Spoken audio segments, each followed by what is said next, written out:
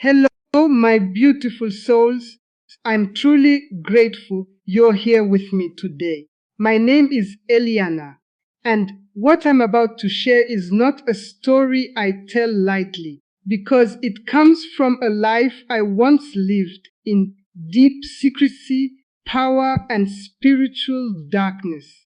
I was not just someone who dabbled in witchcraft. I was trained, initiated, and trusted inside circles where ordinary people were never meant to see what really happens. If this video found you, it's not random. There are truths hidden behind glamour, aesthetics, and harmless spirituality that people like I once was worked hard to keep buried. Today, I'm pulling back that veil, not to scare you, but to free you, because the most dangerous chains are the ones you won't even know you're wearing.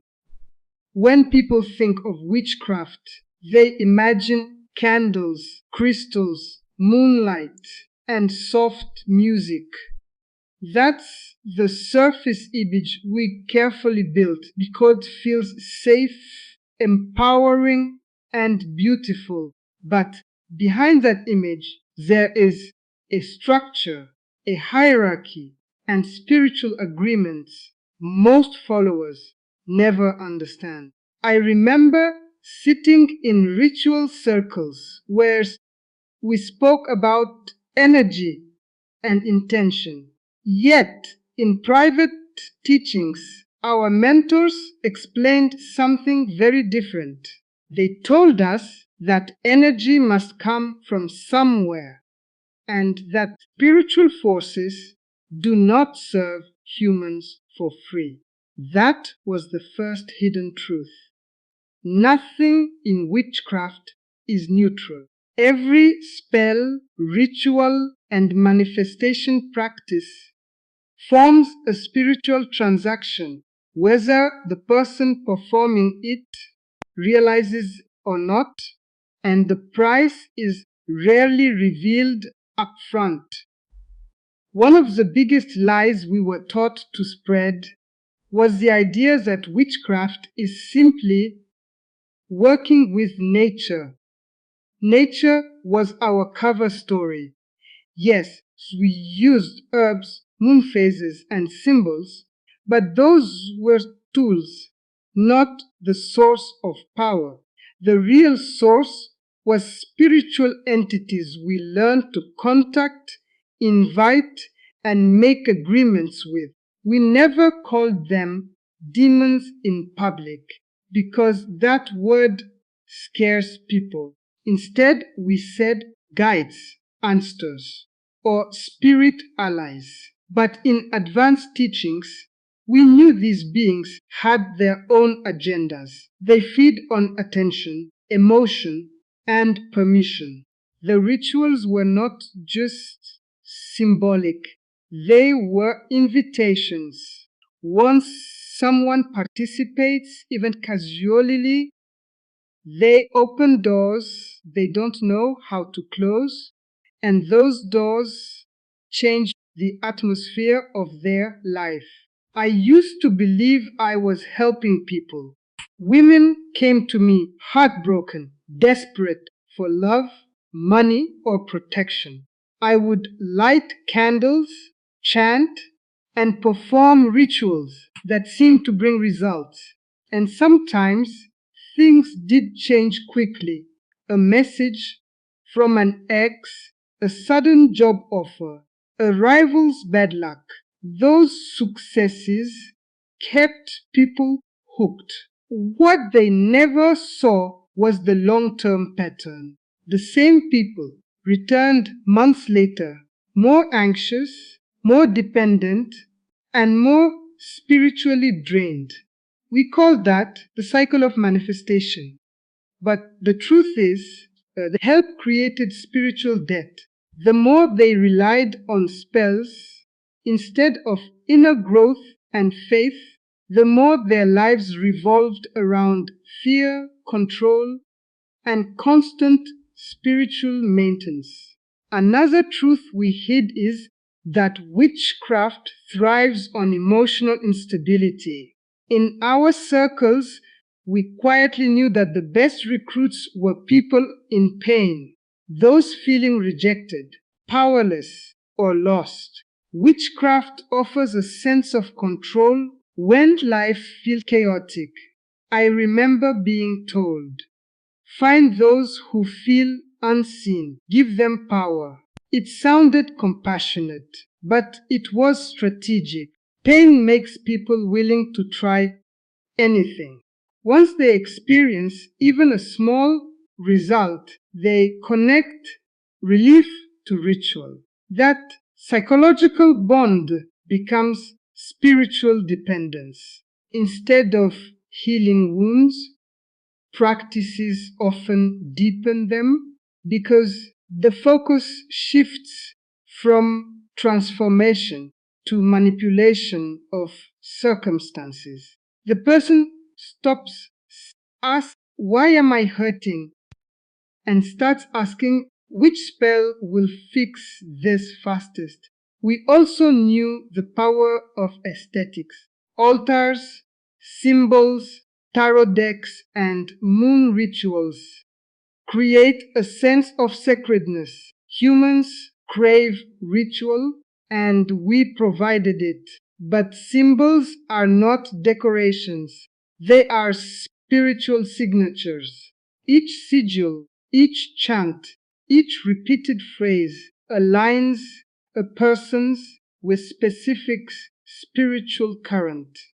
I remember drawing symbols I didn't fully understand, trusting my teachers. Later, I learned many ancient marks of allegiance. You don't need to understand a contract for it to bind you. You only need to agree, even unknowingly. When people copy rituals from social media just for fun, they don't realize they're echoing old agreements that carry spiritual consequences beyond what the trend shows. One hidden truth that shocked me when I began waking up was how much witchcraft revolves around permission. Spirits cannot dominate a life without entry points.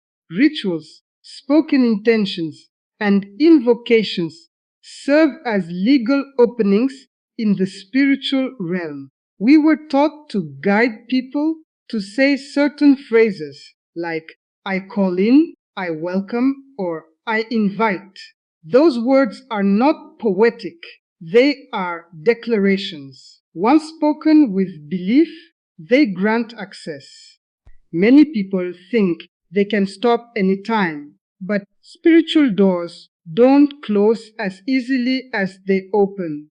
That's why some feel lingering heaviness, strange dreams, or emotional shifts long after they stop practicing, not realizing they opened pathways that were never formally shut. Love spells were among the most requested rituals and also the most dangerous. We knew manipulating someone's will create spiritual backlash.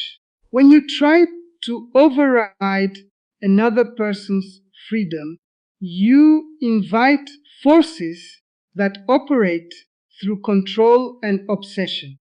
I saw relationships formed through spells that began intensely but ended in jealousy, anxiety, and emotional chaos. We called it passionate energy, but it was bondage. Real love grows in freedom, but spell based connections often carry an undercurrent of spiritual pressure.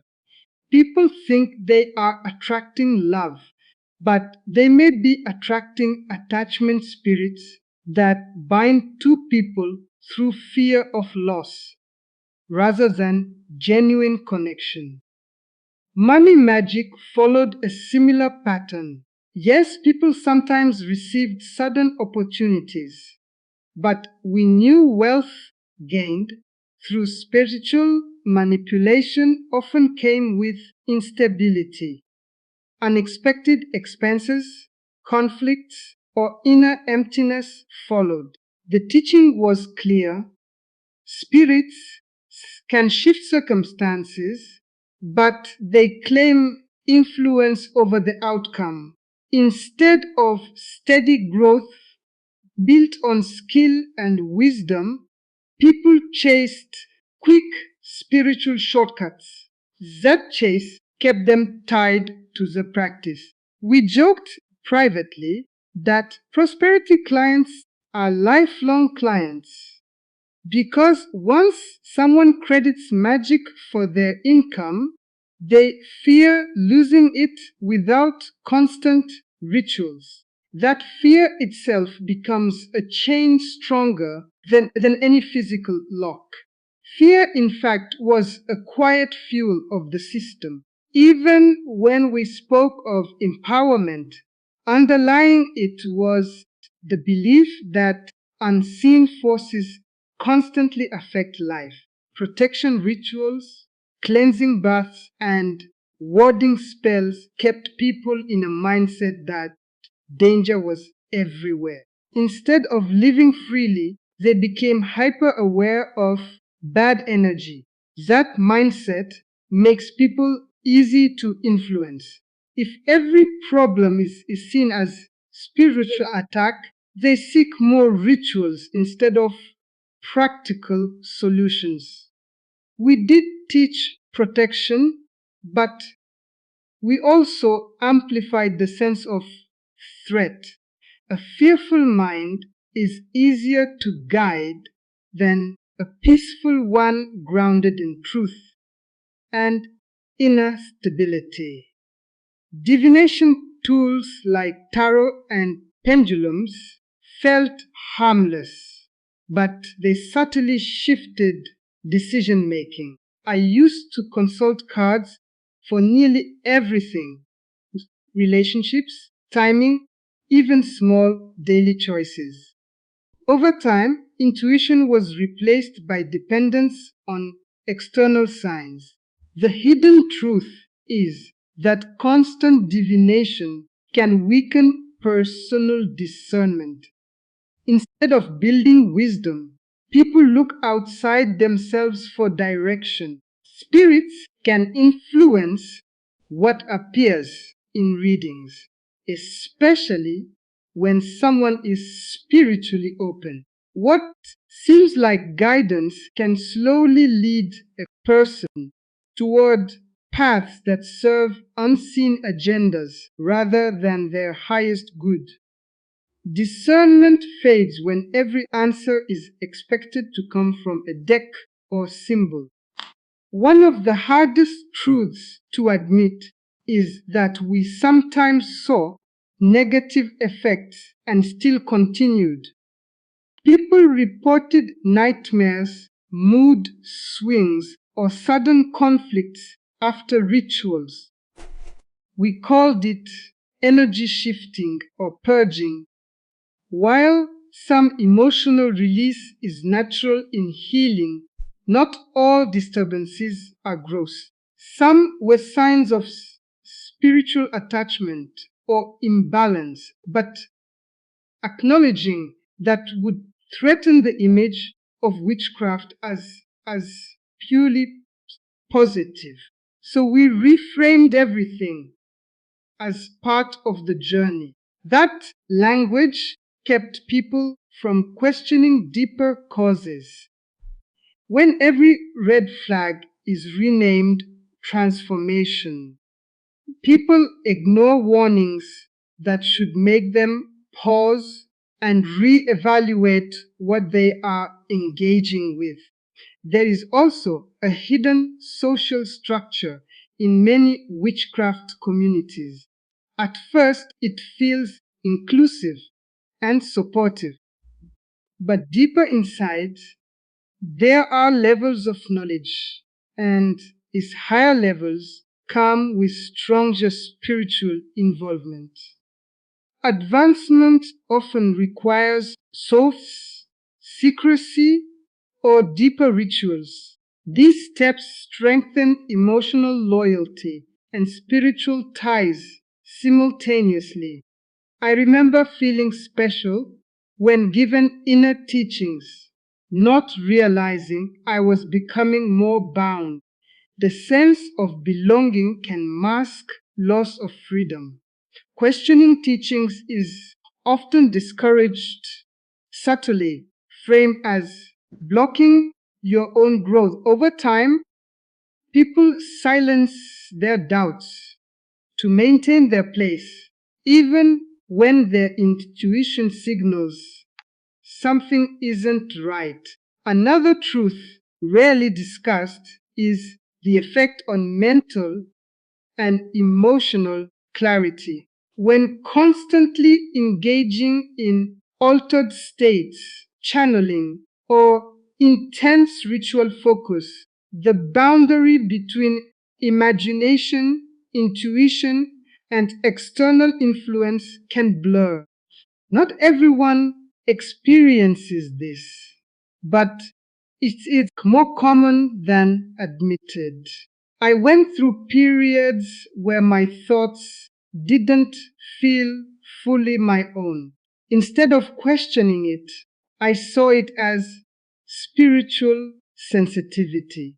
Only later did I realize constant spiritual openness without proper grounding can overwhelm the mind. Practices meant to expand awareness can, without balance, reduce stability and increase anxiety, making people more vulnerable to suggestion from both humans and spirits.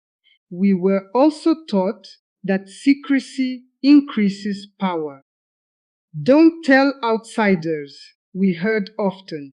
Secrecy does have a psychological effect. It makes experiences feel deeper and more significant, but it also prevents outside perspectives that might challenge harmful patterns. When someone's whole spiritual framework exists within a closed group, their worldview narrows.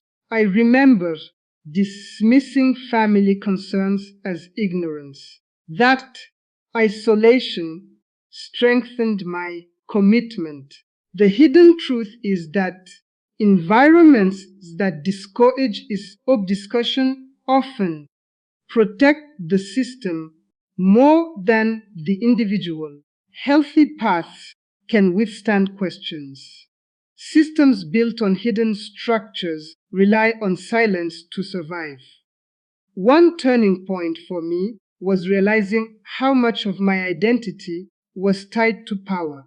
Witchcraft made me feel special, chosen, and capable of influencing reality. Letting go felt like losing control.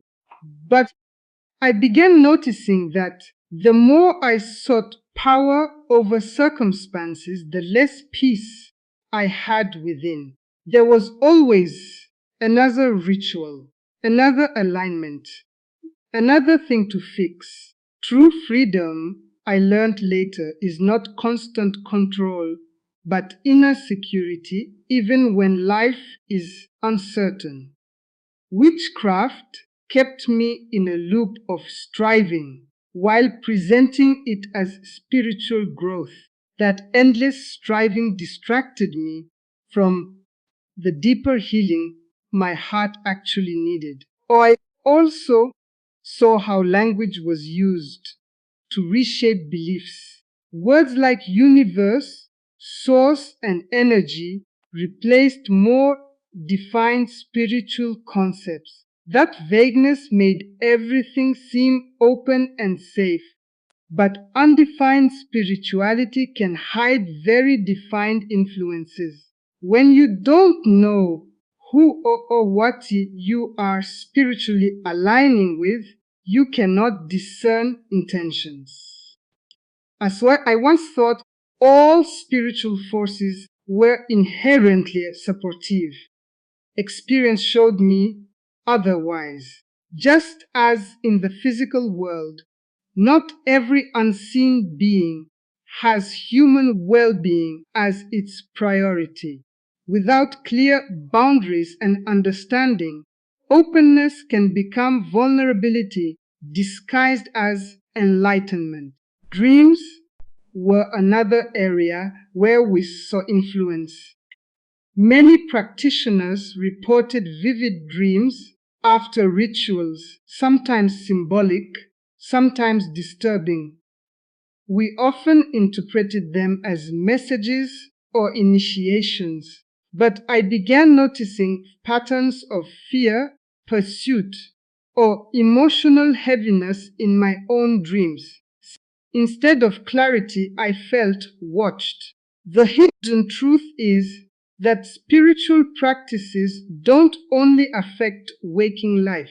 The dream state is also a realm of interaction. When you open doors spiritually, those connections can reach into subconscious spaces. That realization deeply unsettled me because sleep should be a place of rest, not a continuation of spiritual engagement. Living witchcraft was not instant. It was a process of questioning, discomfort, and inner conflict. Part of me feared losing abilities and protection. Another part felt relief at the thought of stepping away. The hardest step was admitting that something I believed empowered me might have been binding me. That humility cracked the illusion. I began withdrawing from rituals and noticed how strong the pull was to return, especially when life became stressful. That pull showed me how deep the dependency ran.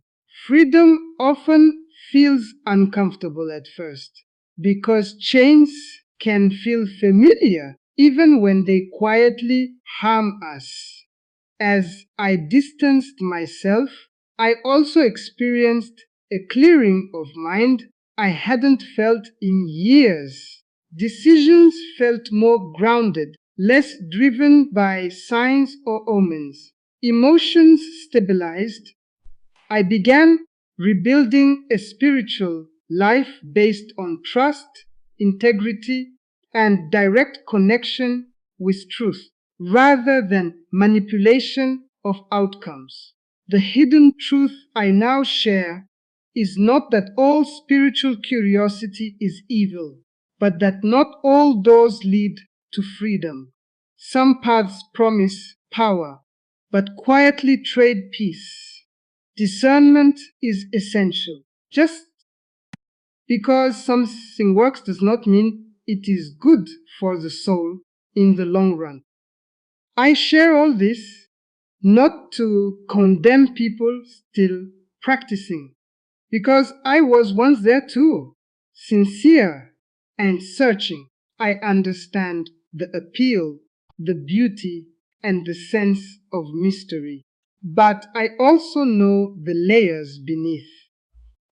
If you have felt uneasy, drained, or spiritually confused while engaging in these practices, don't ignore that feeling. Your inner warning system is there for a reason. Questioning is not betrayal of your path.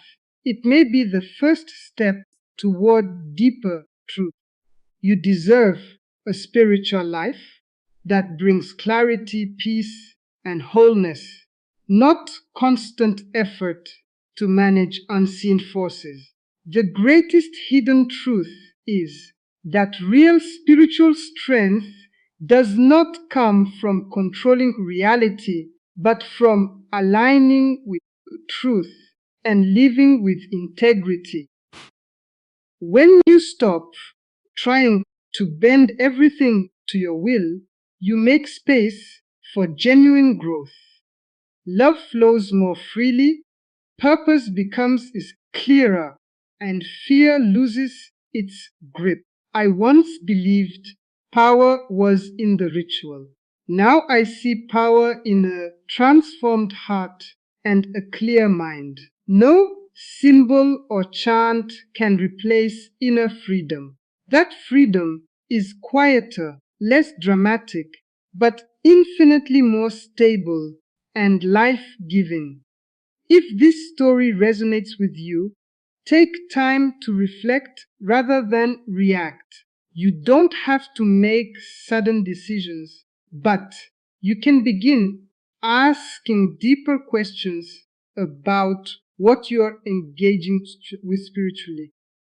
Notice how practices make you feel over time, not just in the moment. Do they bring lasting peace or temporary excitement followed by heaviness? True paths lead towards wholeness, not fragmentation. My journey out of witchcraft taught me that truth sometimes feels like loss before it feels like liberation. But on the other side of that surrender is a life far more grounded and free than I ever imagined.